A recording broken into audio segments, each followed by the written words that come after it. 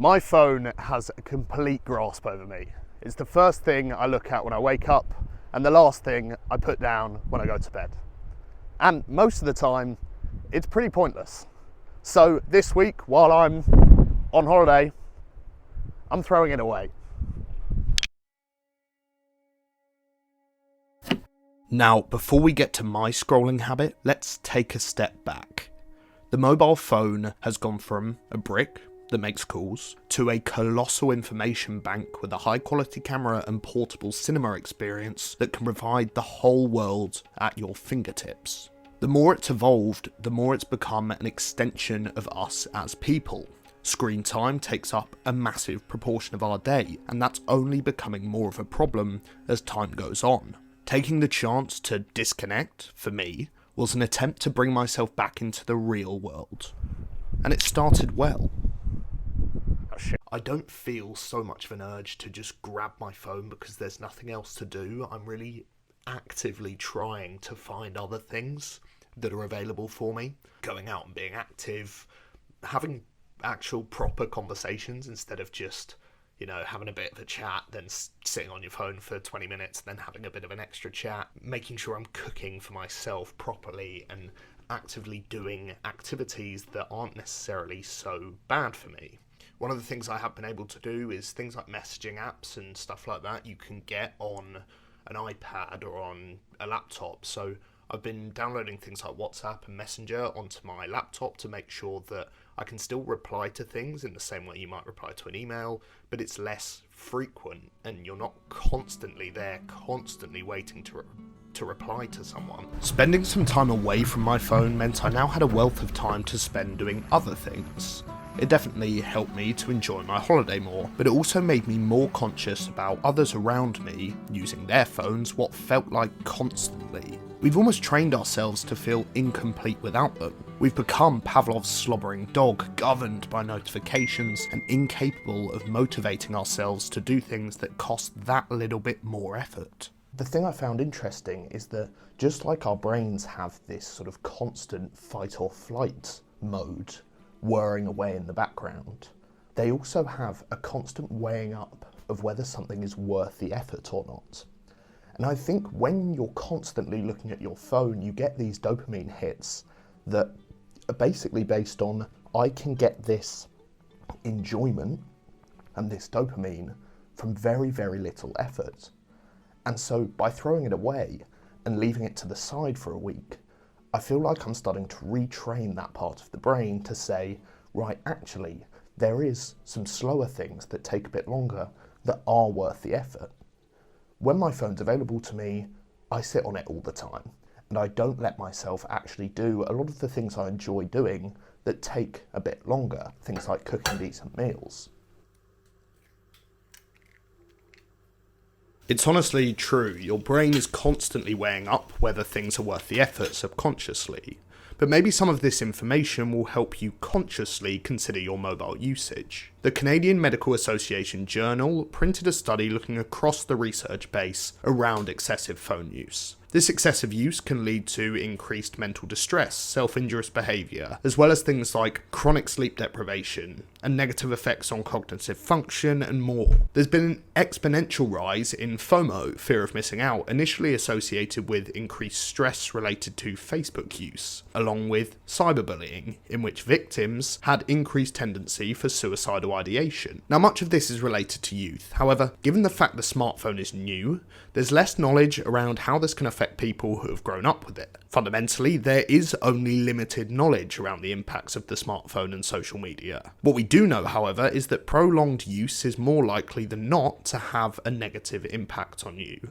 Many of us use our phones to take a break from wider life. Well, one study from 2019 showed that doing something on a screen during a break, as opposed to doing it in a more analog setting, is more cognitively taxing and gives your brain less time to recharge. So even when I'm using other devices, my iPad, my laptop, I'm still not getting the full benefit of throwing my phone away, except for when I'm putting all of them down. It's not entirely bad though, with the smartphone providing some benefit in psychiatry and psychology, with apps that allow collection of data, particularly around mental health, as well as an ability for people to use apps that promote positive mental well-being. However, the expected positive impact hasn't yet been realised. One of the most obvious things our phone does to us, though, is it means we miss things.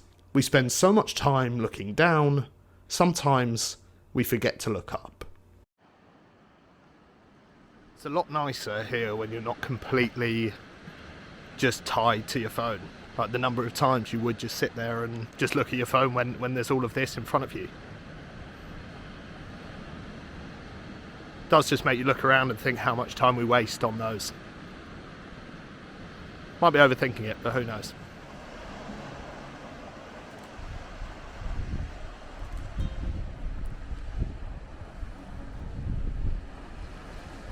Ed Sheeran, somewhat famously, got rid of his phone in 2015, preferring to only communicate with people through email. He said, "I got really, really overwhelmed and sad with the phone.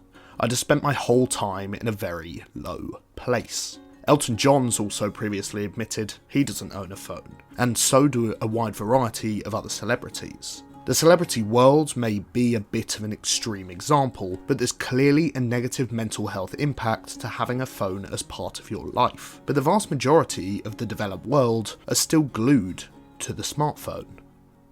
So why? Well, there's benefits, obviously. Here's a few key ones I can think of, but leave a comment with a pro and con of having a phone if you think I've missed any in this video.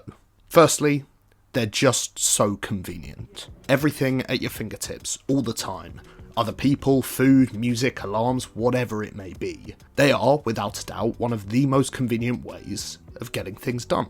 Secondly, you've got the dating game. Humans are naturally going to want to find a mate, although with the evolving choice and possibilities that come with modern dating, the thought of making the dating game easier draws many, many people in.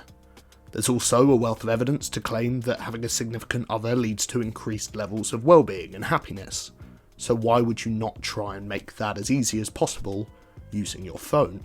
I think we also have a constant desire to know. We constantly need to know things, the latest gossip, what our friends are doing, what's going on in the world. What better way to do that than have a quick glance at your phone and a scroll through Instagram? And finally, we have that key point. Connection. We're more connected than ever, thanks to our phones and social media. The strength of those connections and the validity of them is where my confidence wavers.